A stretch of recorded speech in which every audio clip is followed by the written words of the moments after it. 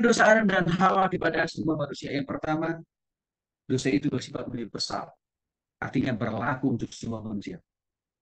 Hal ini kan sudah dibuktikan oleh Alkitab dengan mengatakan bahwa semua manusia telah berdosa. Jadi warisan dosa dari Adam bersifat umum. Semua agama, semua suku, semua budaya, semua warna kulit, semua bangsa mengalami akibat dari dosa Adam. Dengan apa? Semua orang cenderung ingin hidup dalam dosa. Semua orang inginnya memberontak sama Tuhan, melawan Tuhan, apalagi yang belum bertobat. Itu terjadi, Bapak. Maka kalau kita lihat tindakan-tindakan kriminal, itu semakin subur terjadi di semua negara di dunia. Tindakan-tindakan pemberontakan terhadap Tuhan semakin terjadi juga. Ada satu berita menarik, Bapak. Data Bapak Ibu baca atau tidak ya? Minggu yang lalu, minggu yang lalu saja, Perdana Menteri Australia, Leslie, dan dia umumkan di hadapan seluruh masyarakat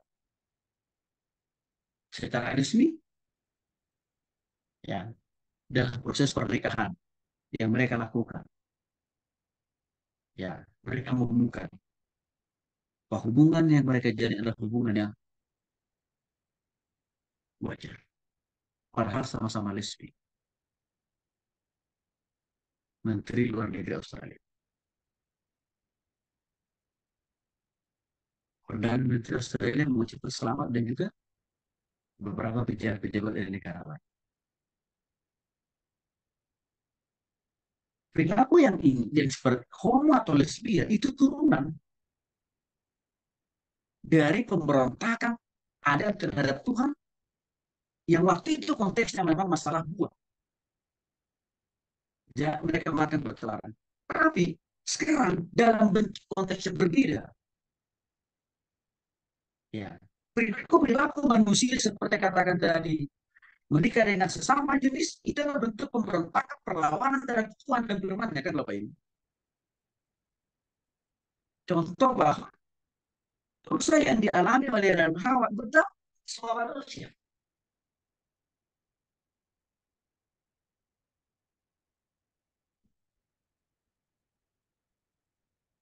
Dan memang ironis Bapak Ibu.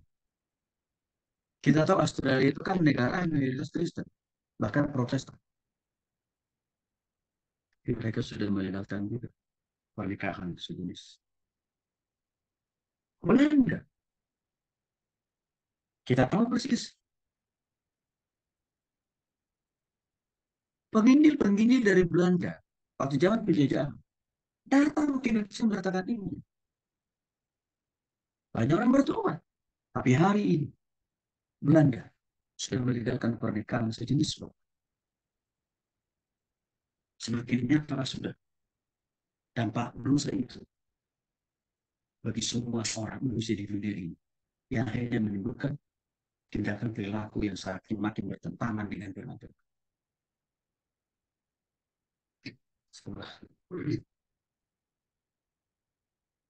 Saya berharap Bapak Ibu jangan sampai kita tahu ada jemaat kita yang homo dan lesbi lalu kita amini ya. Bahaya. Bahkan bukan hanya kita amini, kita berkati pula. Karena persembahannya satu M.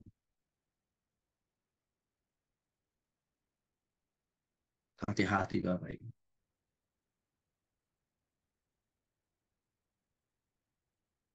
Mari kita lihat lebih jauh lagi dampak dari dosa yang bersifat universal itu. Rasa najis dan bersalah selalu terus menerus menguasai mengendalikan hati dan pikiran manusia.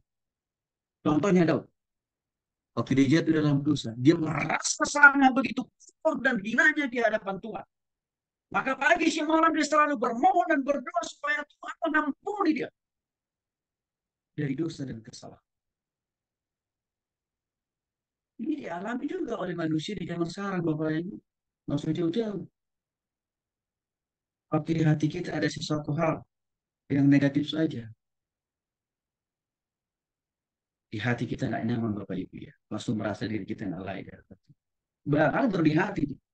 Waktu pikiran kita memikirkan hal yang negatif saja, itu nggak rasa nyaman di hadapan Tuhan. Itu yang diambil oleh perjanjian itu. Rasa najis dan selalu bersalah. Kehilangan kemuliaan Allah juga adalah bagian daripada penyebaran dosa yang bersifat universal. Artinya, Roma pasal 3, 10, 19 mengatakan tidak ada yang berbuat baik seorang pun tidak. Tidak ada seorang pun yang memahami. Tidak ada seorang pun yang mencari Allah. Mereka semua telah menyimpang, mereka bersama-sama telah menjadi keji. Tidak ada seorang pun yang berbuat baik. Seorang pun tidak. Roma 3, 10 sampai 12. Ini adalah nasihat Paulus kepada jemaat di Roma untuk mengingatkan mereka supaya sungguh-sungguh bertobat kepada Tuhan. Supaya tindakan dan perbuatan mereka semakin bertambah benar di hadapan Tuhan. Karena kalau tanpa pertobatan itu, semua pelayanan, semua pekerjaan apapun yang mereka lakukan, tidak ada yang berkenan di hadapan Tuhan. Maka untuk itulah Bapak Ibu, kalau orang belum bertobat kepada Kristus, yang menjadi kesukaannya, kesenangannya di dalam hati, pikiran, perasaan, tindakan, dan perbuatan tidak lain, tidak bukan adalah dosa. Tapi kita bersyukur kita punya janji keselamatan. Dalam Kejadian 8 ayat 21. Tuhan mencium harum itu dan Tuhan berkata dalam hatinya, aku tidak akan lagi mengutuk tanah karena mereka, sebab niat hati manusia itu jahat sejak masa mudanya. Aku juga tidak akan memusnahkan lagi setiap makhluk hidup seperti yang telah kulakukan. Tuhan sebagai sang pencipta tahu bahwa dosa manusia membinasakan.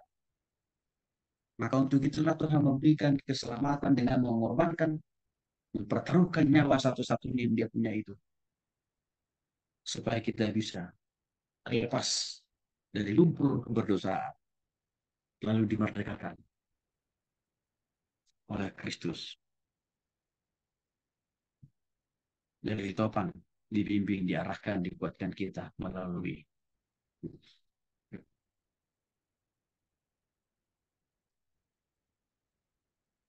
proses dosa yang diwariskan Adam dan Hawa kepada semua manusia. Satu sifat dosa yang diseharuskan oleh Adam. Seluruh manusia dilahirkan sesudah Adam menjadi orang berdosa, terkontaminasi oleh dosa, terhubung oleh dosa Adam dan Hawa, dan juga mengalami sebab akibat dari dosa yang dia lakukan oleh Adam dan Hawa dan juga dosa yang kita lakukan sendiri.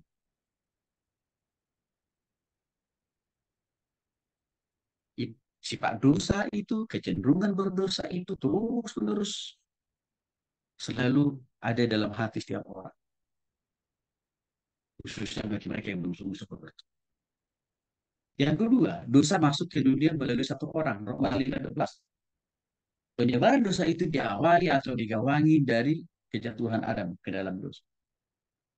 Sehingga status manusia di bawah Adam Hawa sampai ke kita, anak cucu kita, dan seterusnya tidak bisa lepas dan lekang dari namanya dosa dan segala hukuman.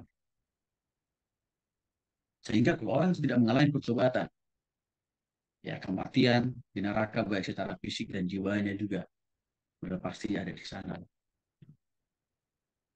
Jadi saya katakan tadi masih terus berlangsung dalam setiap generasi, dalam setiap zaman akibat dari dosa Adam dan Hawa itu. Kecuali Bapak bisa katakan jadi kita sudah sungguh mengalami pertobatan kepada Kristus. Nah, ada yang dimaksud dengan dosa perbuatan, Bapak. Ini dosa yang sifatnya pribadi. Memang dari dosa Adam yang diwariskan ke dalam diri kita mengakibatkan dosa semakin bertambah banyak kita lakukan. Di hati, di pikiran, perasaan, tindakan, dan perbuatan. Itu semakin suruh di dalam diri orang yang bersungguh-sungguh bertobat kepada Kristus. Ya, dosa dalam hati dan pikiran sebelum menjadi tindakan sudah menjadi dosa. Saya sudah singgung ini tadi di sesi yang pertama, Bapak Ibu ya. Bukan karena perbuatan kita sudah mengakibatkan kerugian atau efek negatif kepada orang lain, baru kita berdosa nggak di hati. Sudah masuk bagian dari dosa. Termasuk juga di pikiran. Walaupun kita tidak berbuat mungkin. Sampai Tuhan Yesus datang. Tentang dosa yang kita pikirkan. Tapi waktu di pikiran kita sudah muncul ide itu. Di situ pun kita sudah berdosa. Maka kalau Bapak Ibu perhatikan setiap kita berdoa, selalu doa saya adalah Kuduskan, sucikan hati dan pikiran kami Tuhan, serta totalitas hidup kami dari segala dosa, dosa kami. Itu tidak pernah itu berubah cara berdoa saya begitu. Karena kenapa? Karena memang dosa itu saya katakan tadi, ya diukur dilihat oleh Tuhan dari hati di pikiran, lalu ditindaklanjuti dalam perbuatan. Ya, jadi hukuman kejinya dosa yang ada di hati kita, hukumannya, kekejiannya sama di mata Tuhan. Maka sebenarnya tidak ada istilah dosa besar dan dosa kecil, tidak ada. Sama saja hukumannya, dihukum oleh Tuhan. Nah, dosa menyebar semakin liar. Artinya sifat kecenderungan manusia itu baik di hati, pikiran, perasaannya semakin terus subur untuk berbuat dosa. Ya, apalagi di zaman ya teknologi informasi yang begitu masif sekarang, Bapak Ibu. Dulu sangat sulit kita bisa mendengar ya orang bunuh diri. Jarang dulu. Ya, tapi melalui sosial media kita jadi tahu betul bahwa betapa tiap-tiap hari banyak orang melakukan usaha bunuh diri.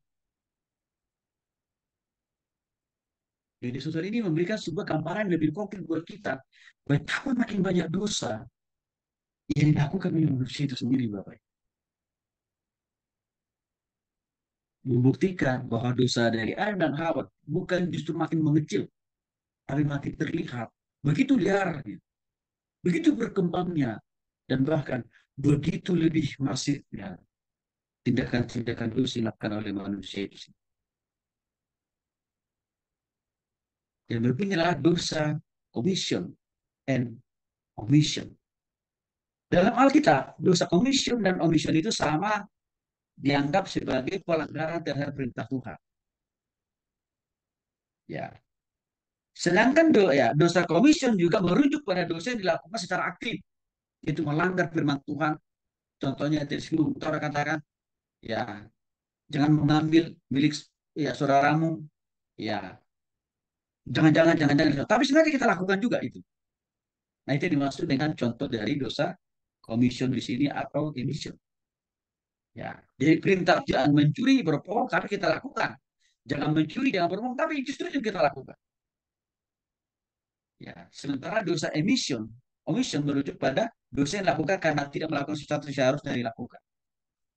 Firman Tuhan sudah katakan, kasihilah sesama, justru yang kita lakukan apa? Benci sesamanya. Ah, itu dia. Firman Tuhan katakan, ampunilah sesama kamu. Tapi apa yang kita lakukan? Dendam terhadap sesama. Firman Tuhan katakan, hormatilah Bapak Ibu supaya panjang umurmu. Tapi laporan manusia sekarang apa? Habisi orang tua. Maka tidak aneh kalau kita dari hari ini. Banyak anak yang membunuh orang tuanya. Dan itu persoalan kecil kok. Hanya masalah mau isi pulsa. Di Sumatera, hanya karena mamanya tidak kasih anaknya pinjam handphonenya, mamanya orang tuanya dibakar hidup-hidup. Hanya karena mamanya tidak kasih handphonenya dipinjam anaknya. Karena mungkin pikiran anaknya,